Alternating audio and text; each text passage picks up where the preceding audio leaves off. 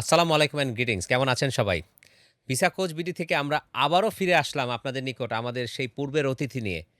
আমাদের সেই পূর্বের অতিথি যেই স্যারকে নিয়ে এসেছিলাম, ভাবিকে নিয়ে এসেছিলাম।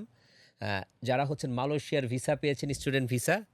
এমডি মাহবুব হাসান এবং সিতিনুল লিজা ভাবি, যারা আজকে আবারও আমাদের সাথে আছেন, যারা খুব শীঘ্রই ফ্লাই করছেন। হয়তোবা আমাদের এই পডকাস্টটা বা আমাদের এই আলোচনা যখন আসলে আমরা প্রচার করতে যাচ্ছি, হয়তো ওনারা আর বাংলাদেশে নেই, অলরেডি তারা মালয়েশিয়া চলে গেছেন। আজকে আবারও ফিরে যাচ্ছি মাহবুব স্যারের কাছে এবং সিতি ভাবির কাছে। Welcome again, once again. Thank you very much for coming here. Thank you. Sir, আপনার কাছেই প্রথম প্রশ্ন করি। সেটা হচ্ছে আপনি যে ভিসা কোচবিডির সাথে কাজ করলেন বা তাদের কাছে যে সার্ভিস পেলেন, এখানে তাদের এই পুরো টিমের কোন জিনিসটা খুব প্রফেশনালিজম পেয়েছেন? যে তারা খুব প্রফেশনালি কাজ করেছে তাদের টিমে?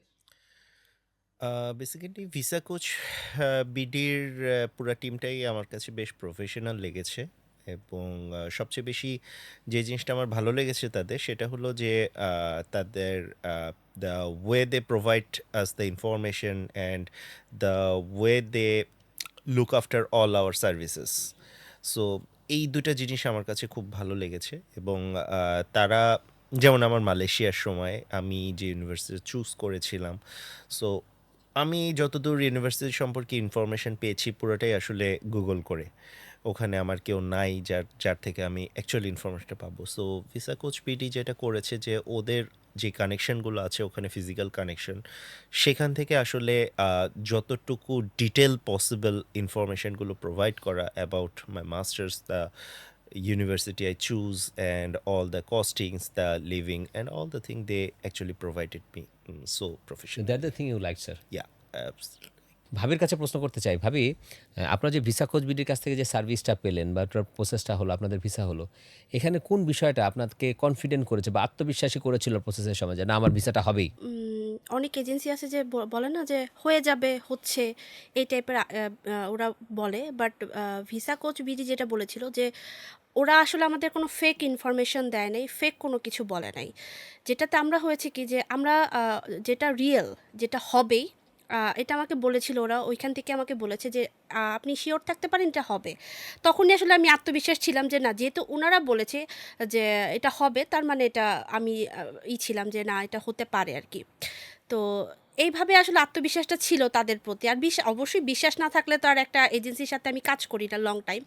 তো সেই ক্ষেত্রে থেকে তাদের কনভারসেশনটা, তাদের কমিউনিকেশনটার জন্যই আমি আসলে খুব বেশি আত্মবিশ্বাসী ছিলাম যে না, তারা যেহেতু অনেকটা বেশি ট্রান্সপারেন্ট ছিল যে না, ফেক কোনো কিছু ইনফরমেশন দিচ্ছে না। তো সব কিছু মিলে আমি ওনাদের কথাতেই আসলে আমি খুব বেশি তখন আত্মবিশ্বাসী আপনি ছিলাম। কনফিডেন্ট হয়েছিলেন ভাবি যে না, জি, I can get my visa by that, জি, জি, ইফ আই জি, process my visa by them, জি, for that reason you got the confidence, তাই জি, তো ভাবি? জি, জি। স্যার, আপনার কাছে এখন আসি আবার। স্যার, সেটা হচ্ছে আপনি কি ভিসা কোচ বিডিকে কাউকে কি রিকমেন্ড করবেন? বা করলে কেন করবেন ভিসা প্রসেস করার জন্য? কারণ আমরা জানি যে visa Coach BD tourist visa নিয়ে কাজ করছে, স্টুডেন্ট ভিসা নিয়ে কাজ করে, ওয়ার্ক পারমিট নিয়ে কাজ করে, ওমরাও করছে, টিকেটিংও করছে। তো আপনি যদি কাউকে রিকমেন্ড করেন, কেন করবেন? অবশ্যই আমি রিকমেন্ড করব। কেননা ওমরার কথাটা বললেন, সো খুব রিসেন্ট আমার মা ওমরা করে এসেছেন।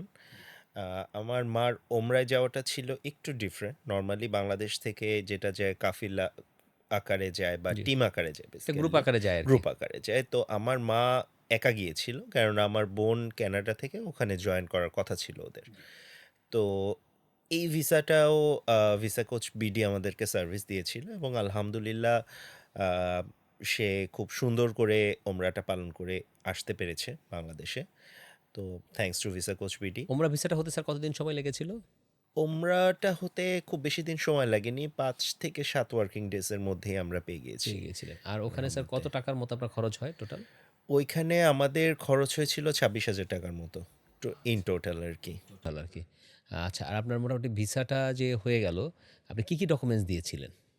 আমার মার আমি ডকুমেন্টস দিয়েছিলাম, তার ভোটার আইডি কার্ড, তারপরে আমার বোন যে ওখান থেকে জয়েন করবে মাকে, সো ওই ডকুমেন্টসগুলা, তাদের হোটেল রিজার্ভেশনটা, আর এই তো এই মোটামুটি পাসপোর্টও দিয়েছিলেন। পাসপোর্ট। হ্যাঁ, হ্যাঁ, আর পাসপোর্ট তো অবশ্যই। ফিঙ্গারপ্রিন্টের মনে হয় একটাই আর করেছিলেন। ফিঙ্গারপ্রিন্টটা হলো, আচ্ছা, ওমরার ফিঙ্গারপ্রিন্টটা একটু বলে রাখি, সেটা হলো যে সৌদি অ্যাম্বাসির একটা অ্যাপ আছে ওমরার জন্য।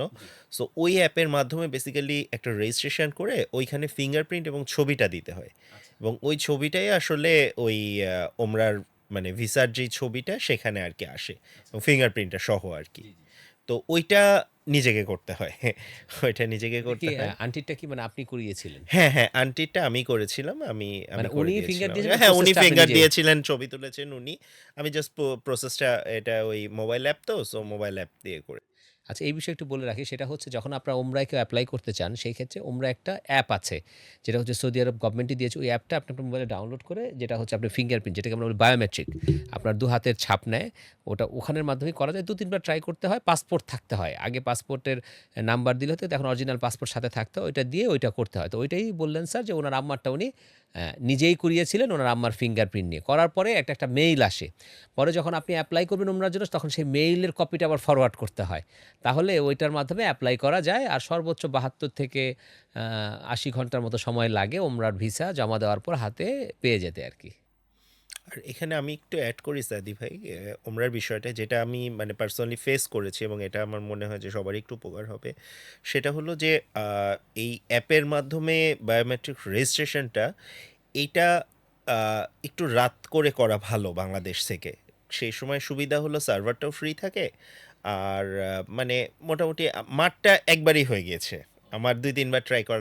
হ্যাঁ, আমি সকালে একবার ট্রাই করেছিলাম, বাট ওই সময় সার্ভারই তখন আমরা বিজি ছিল। একটু অবস্ট্রাগল তখন ফেস হলো করছিলাম। মানে ঢোকেইনি, লাইক দ্যাট ওই time you face several obstacles, right? Lots of obstacle, the app was reloading, next পেজে আসছে না, এই টাইপের বেশ কিছু। সো আমি তারপরে রাত ১২টার দিকে যখন ট্রাই করলাম, আমি ১২টা না, একবারে করে ১:৩০টার দিকে। ১:৩০, হ্যাঁ, হ্যাঁ, সরি, ১:৩০টার দিকে ট্রাই। আপনারা কিন্তু একটা টেকনিক শিখে গেলেন স্যারের মাধ্যমে, যে ওমরার জন্য যখন ফিঙ্গারপ্রিন্টটা আছে, আপনি যদি রাতে ট্রাই করেন, তাহলে কিন্তু ব্যাপারটা অনেক ইজি হয়ে যাচ্ছে। আসলে কথায় কথায় কিন্তু স্যার অনেক আসলে সমাধান চলে আসবে। আমরা একটা সমাধান পেয়ে গেলাম। এটা কিন্তু একটা হিউজ ইস্যু। কারণ গ্রামগঞ্জ এটা থেকে অনেকেই অনেকেই, যায়। হ্যাঁ, হ্যাঁ, এটা অনেকেই, আমি মানে আমার বেশ কিছু রিলেটিভ, ওদের কাছেও শুনেছি ওরা এই অবস্ট্রাগলটা ফেস করেছে, যার জন্য আমি মানে এটা। একটা সমাধান পেয়ে গেল। স্যার আরেকটা ব্যাপারে যখন একটা কথা বলেন, সেটা হচ্ছে ওমরার ব্যাপারে। যেমন আপনার আম্মা তো একা গিয়েছেন। তো আমরা যেটা শুনি, বা আমিও যেহেতু আমার এই বিজনেস, আমিও যেটা সবসময় ফেস করি আমার ক্লায়েন্টের কাছ থেকে, যে কেউ যদি একা যান, সৌদি এয়ারপোর্টে যাওয়ার পর অনেক চ্যালেঞ্জ ফেস হয়। অনেক বাঙালি দালাল নাকি আছে। তাদের সেই ব্যাপারটা আসলে আপনি কীভাবে সমাধান করেন? কী টেকনিক অবলম্বন করেছিলেন আন্টির ক্ষেত্রে? আচ্ছা, উম, এই বিষয়টা আমি একটু ডিটেল বলি। সেটা হলো যে বাংলাদেশ থেকে বিশেষ করে এই ওমরা এবং হজের বিষয়টা আমাদের মধ্যে অনেক ধরনের মানে ভ্রান্ত ধারণা কাজ করে।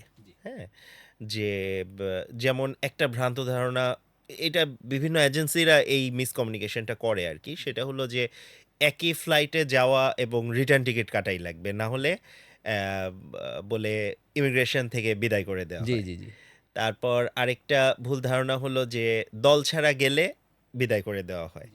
তো আসলে এত কঠিনও না জিনিসটা, যদি আপনি সবকিছু ট্রান্সপারেন্ট থাকেন। যেমন আমার মার ক্ষেত্রে যেটা হয়েছে যে আমার মার যেটা বললাম যে একটা অবস্ট্রাগল ছিল, যে আমার বোন কানাডা থেকে এসে জয়েন করবে এবং তারা আসার সময় ফিরতি ফ্লাইটে একই ফ্লাইটে আসবে।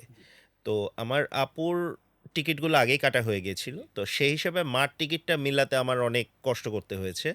তো যাওয়ার সময় টিকিটটা আর মিলাতে পারিনি, বাট আসার সময় তারা দুজনই বাংলাদেশ এয়ারলাইন্সে এসেছে। সো আমার মার যাওয়ার টিকিটটা ছিল যেমন সৌদি এয়ারওয়েজে, সেখানে সে একাই ফ্লাই করেছে, এবং এটা করার সময়ও আমাকে অনেকগুলো মানে ওই আছে না পরিচিত এরোর মাধ্যমে দালাল যারা আগে করেছিল, তারা বলেছিল যে না, সৌদি এয়ারওয়েজে একা মহিলা অ্যালাউই করে না ওরা। অথচ আমি সৌদি এয়ারওয়েজের সাথে সরাসরি কথা বলে এটা ওরা কনফার্ম করেছে যে না স্যার, এই টাইপের কোনো আসলে অবস্ট্রাগল ইস্যুস নেই, নাই। না কোনো ইস্যুস নেই, সে যাবে। আর মহরমের বিষয়টা, যেহেতু সে একটু বয়স্ক মহিলা, সো যেহেতু আপনার বোন ওখানে তার সাথে জয়েন করছে, সো তার যেহেতু মানে সহকারী মানে মহরম আছেই, সো এটা নিয়ে কোনো অবস্ট্রাগল নেই। আচ্ছা, মহরমের বিষয়টা স্যার যেহেতু বললেন, আমি একটু তুলে ধরি সবাইকে, যে বাংলাদেশ থেকে আপনার পৃথিবীর যে কোনো দেশ থেকে কোনো মহিলা কিন্তু এককভাবে হজ করতে যেতে পারেন না। সেই ক্ষেত্রে অবশ্যই তার স্বামী থাকতে হয় তার সাথে, বা ছেলে থাকতে হয়, বা বাবা থাকতে হয়, নিয়ে যায়। এখন আন্টির ক্ষেত্রে যেটা হয়েছে, ওখানে হচ্ছে তার মেয়ে এবং মেয়ের জামাই আগে থেকেই তারা কানাডা চলে আসছিলেন, এবং তারা যে চলে আসবেন, আমরা যখন ভিসা প্রসেসটা করি তখন ওনার মেয়ে এবং মেয়ের জামাই তারা যে চলে আসবে, সেই ভিসার কপি এবং হচ্ছে যে তাদের যে টিকেটের কপি আমরা অ্যাড করে দিয়েছিলাম, যার ফলে এখানে ওনার ভিসা কিন্তু তারা দিয়ে দিয়েছে এবং উনি একাও কিন্তু ফ্লাই করতে এখানে আর কোনো সমস্যা হয়নি। তো এই বিষয়টা আপনার একটা টিপস স্যারের কথার মাধ্যমে জেনে গেলেন আর কি। ভাবির কাছে আসি। ভাবি, আপনারা তো ভিসা পেয়ে গেলেন মালয়েশিয়ার, এখন স্টুডেন্ট ভিসা যাচ্ছেন, স্যার যাচ্ছে তার সাথে ডিপেন্ডেন্ট হিসেবে যাচ্ছেন। তো এই যে ভিসাটা হয়ে গেল, আপনারা এখন যাচ্ছেন, আপনার কাছে কি মনে হয় যে এখনই আপনাদের জীবনে কি পরিবর্তন এসেছে বা ভবিষ্যতে মালয়েশিয়া যাওয়ার পর কি ধরনের পরিবর্তন আসতে যাচ্ছে? না, হিউজ হিউজ পরিবর্তন আসছে। যেমন ওই দেশে যাওয়ার পরে সব কিছু কীভাবে আসলে আমরা সেটেল করব, কিভাবে সব কিছু এখন থেকেই আসলে আমরা পরিকল্পনা শুরু করে দিয়েছি। আমাদের এখন মনে হয় না যে আমরা এখন বাংলাদেশে আছি। এটা নিয়ে মানে ভাবি আপনাদের কোনো ফাইন্যান্সিয়াল চ্যালেঞ্জ হচ্ছে না? যে আপনি হ্যাঁ, এখানে এতগুলো জিনিস ছিল, একটা সংসার তৈরি করেছিলেন, এখানে বিশাল একটা ইনভেস্ট ছিল, এগুলো সব বিক্রি করে দিলেন। এখানে অবভিয়াসলি। তো ওই দাম তো আর পাননি। হয়তো খুব না, কম দামে বিক্রি করেছেন। খুবই কম আবার দামে। ওইখানে আপনার খুব বেশি দাম দিয়ে নিতে হচ্ছে। হ্যাঁ, বাসা নিয়েছেন ওইখানে। এই বিষয়গুলো কিভাবে কি করছেন, প্ল্যান করছেন? আসলে দেখেন সাদি ভাই, যখন আমি সব কিছু সেল করা শুরু করলাম, তখন আসলে আমার কোনো কিছুই, তখন আমার ভিসা হয় নাই। জাস্ট হচ্ছে ওর অফার লেটারটা, তাও খুব স্ট্রাগল করে ওর অফার লেটারটা আসছে। বাট তখন আমি চিন্তা করলাম যে যখন আমার আরও প্রিভিয়াস কিছু এক্সপিরিয়েন্সে বলে যে ভিসাটা দেয় হচ্ছে স্টুডেন্টদের ক্ষেত্রে, বা স্টুডেন্ট বা স্পাউস, তাদের ক্ষেত্রে ভিসাটা দেয় হচ্ছে 7 দিন আগে। যেটা আমার জন্য, আমি একটু বলে দিই, আমার 8 বছরের সংসার। 8 বছরের সংসারে 8,000টা জিনিস, যেটা সেল করতে গিয়ে আমি নিজে 2বার হসপিটালাইজ হয়েছি। আমার হঠাৎ করেই প্যানিক অ্যাটাক হয়ে আমি হসপিটালে 2 দিন, 1 রাত 2 দিন ছিলাম। ঠিক আছে? তো এই বিষয়গুলো আসলে খুব ডিফিকাল্ট। একটা উইমেনের পক্ষে এগুলো সব সেল করা, ডিল করা। Are really challenging. রিয়েলি আমি খুবই ডিফিকাল্ট সিচুয়েশনে ছিলাম, যে এদিকে আমার কিছুই আসে নাই, কিন্তু আমি সব সেল করে দিয়েছি। কিছু করার ছিল না। আমার ফ্যামিলি থেকেও বারবার বলেছে যে তুমি যে সেল করছো, তোমার তো ভিসা আসে নাই। তখন আমি বলেছি যে যেহেতু ভিসা কোচ বিডি আছেন, সমস্যা হবে না, আমরা পেয়েই যাব ভিসা। তো সেই ক্ষেত্রে আসলে সেই কনফিডেন্সটা থেকে আমি আসলে সব সেল করে দিয়েছি। আচ্ছা। 2 মাসের মধ্যেই আমি সব কিছু সেল করে দিয়েছি। এখন যেটা এখন আমি করতেছি সেটা হচ্ছে ওই দেশে বাসা পাওয়া। আমি একটু বলে দেই, আমি মালয়েশিয়ান এয়ারলাইন্সে ফ্লাই করার সবচেয়ে বড় কারণ হচ্ছে আমার সাথে আমার পেট যাবে। হ্যাঁ, পেটের বিষয়টা যদি একটু বলেন। আচ্ছা, কোন পেটের পেট হিসেবে বিষয়টা, আপনাদের কোন অ্যানিমেলটা যাচ্ছে? আমাদের সাথে আমাদের একটা পার্সিয়ান ক্যাট আছে, ওর বয়স এখন 9 বছর। এটা আমাদের বিয়ের বছরের আগের বছর থেকেই ও আমাদের সাথে, ওর বয়স তখন 2 মাস ছিল। তখন আমি ওকে এক জায়গা থেকে 25,000 টাকায় কিনি। তো কেনার পরে তখন হচ্ছে 9 বছর, ওর বয়স এখন 9 বছর চলতেছে। ও 9 বছর ধরে আমাদের সাথে। জি। তো ফ্যামিলি 9 মেম্বার বছর হয়ে গেছে। Obviously family member. তো ওকে রেখে আসলে আমার যাওয়া পসিবল না। তো ওকে নিতে যখন আমি যেটা করেছি, আমি আরও একটা সার্ভিস নিয়েছিলাম, ওটা হচ্ছে পেট সার্ভিস বিডি। ওদের সাথে কথা বলি, ওরা সব প্রসেসটা ডান করে দেয়। কিন্তু ওরা যেটা বলে, আমি হয়তো বা বাংলাদেশ এয়ারলাইন্সে গেলে আরও একটু একটু ভালো হতো আমার জন্য। বাট মালয়েশিয়ান এয়ারলাইন্সে যেটা, একমাত্র আমার যে পেট, ও শুধু মালয়েশিয়ান এয়ারলাইন্সেই ও করতে পারবে, ট্রাভেল করতে পারবে। মানে মালয়েশিয়ান এয়ারলাইন্স একমাত্র অ্যালাউ করে আর কি এক্স্যাক্টলি। এটা ছাড়া বাংলাদেশ করে না। এয়ারলাইন্স এটা অ্যালাউ করে না। এই কারণে হচ্ছে আমার মালয়েশিয়ান এয়ারলাইন্সে যাওয়া আর আমার পেট নিয়ে যাওয়া, যেহেতু আমার পেট নিতেই হবে আর কি। এই হচ্ছে এই একটা ফেসই করেছি। তখন আসলে ওর এইটা করতে গিয়ে, ওর ভিসা, পাসপোর্ট ওর সব কিছুই লেগেছে। এইটা করতে গিয়েও আমি একটু চ্যালেঞ্জ করেছি, কারণ আমাদের সব কিছু হচ্ছিল না, ওরটা রেডি করতে হবে।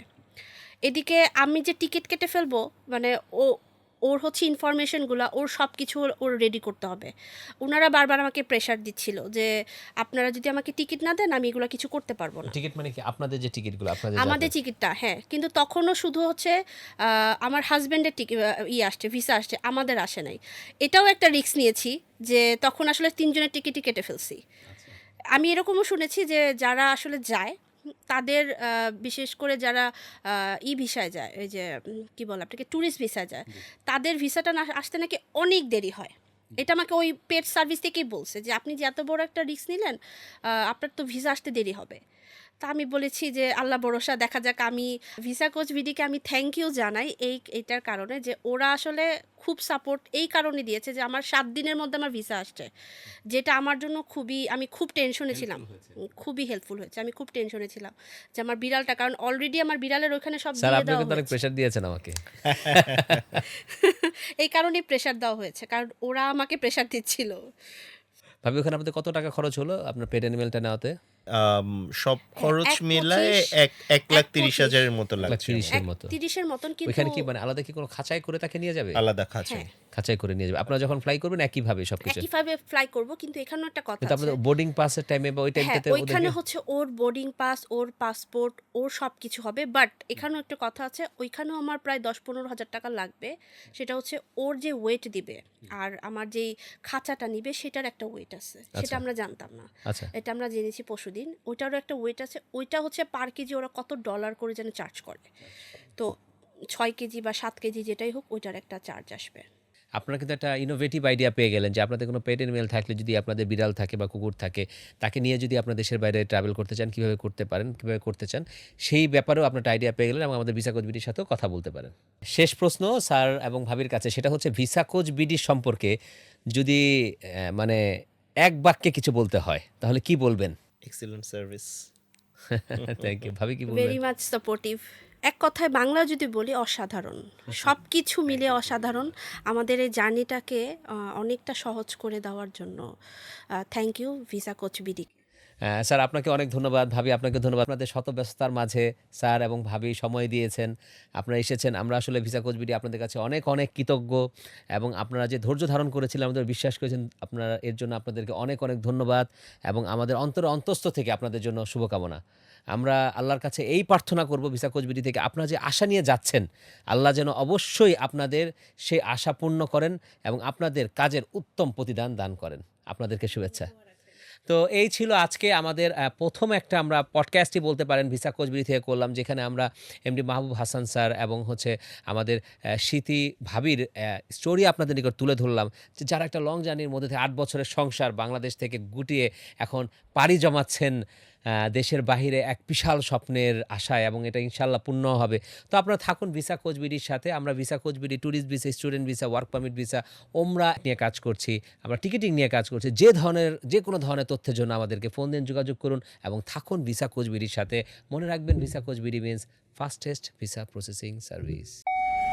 Remember, Visa Coach BD means fastest visa processing service.